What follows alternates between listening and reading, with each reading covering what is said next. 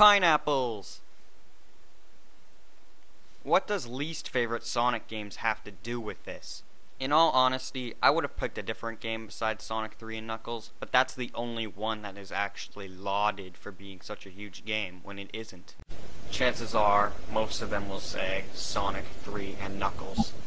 But why? It's Sonic the Hedgehog 3 and Sonic and Knuckles in one game. Isn't that cheating? While you're at it, you might as well say Sonic Mega Collection, because it has Sonic the Hedgehog 1 and Sonic the Hedgehog 2 as well. I hate to break it to you, but that point is extremely flawed. Let me explain. Because you can't count Sonic Mega Collection because it's not a brand new game. It's just a collection of old games. He knows that. He's just throwing it in as an example of using multiple games as one entry in a top list.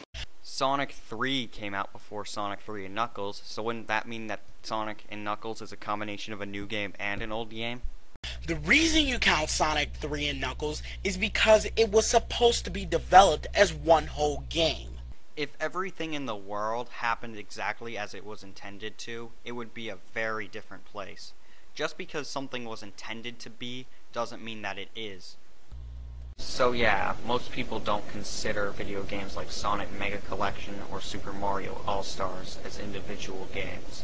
However, people actually think that Sonic 3 and Knuckles counts as one video game. Maybe because it fucking does? You can say that Sonic 3 and Knuckles is one game to yourself all you want. It doesn't make it true. And saying what you think without actually supporting it with any backup is something a troll would do. And as you can tell, the F is gone, because Transformers Co. was doing that.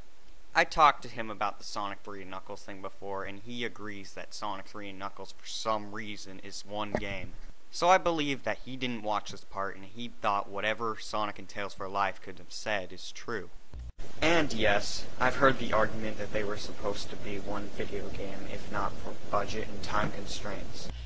It's not an argument when it's fact that even Sega themselves have said that Sonic and Knuckles and Sonic 3 were supposed to be one whole game. Then how come on the Wii Shop channel, when you go to Sonic 4 and read its description, it says Sonic 4 takes place after Sonic and Knuckles, not Sonic 3 and Knuckles?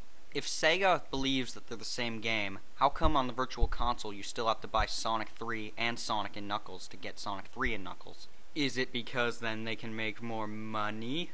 Also, if Hypersonic actually existed, how come he hasn't appeared in any other games?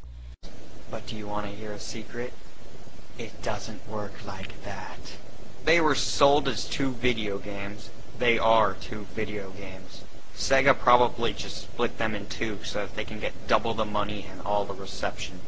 No, the reason they were put into two different games is because Sega didn't have the time or the technology or the money to put them as one whole game. Where to begin? First, I said I heard that argument, so you just proved that you ignored everything I said. Second, then maybe they should have spent more time researching. I know I wouldn't want to have to spend $100 for Sonic 3 and Knuckles. Money, time, and everything else that you said are outside factors. So you're saying that it's an outside factor supporting an outside factor. Well done.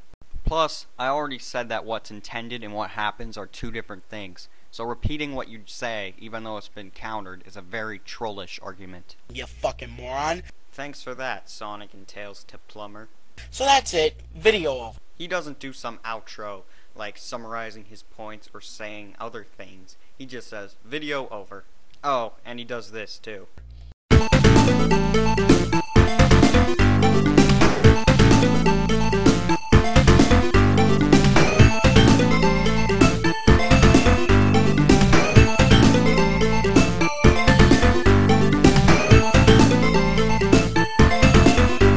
That was 18 seconds of pointless nothingness. Transformers Co. cut that out and instead put in his own outro.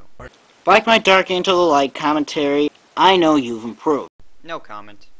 By the way, check this video out. It'll change your life. I'm done and I'll see you next time. What we have seen here today is a troll that is so good that he's bad. You see, when you troll, you have to be stealthy. The moment someone catches you for a troll is the same moment that they stop being angry at you. So the trick is to do enough damage so that they're angry, but not enough so that they know you're a troll and then don't get angry. You might argue that you did win because you elicited a reaction out of me, but the truth is that I'm not angry at you. I'm just really disappointed.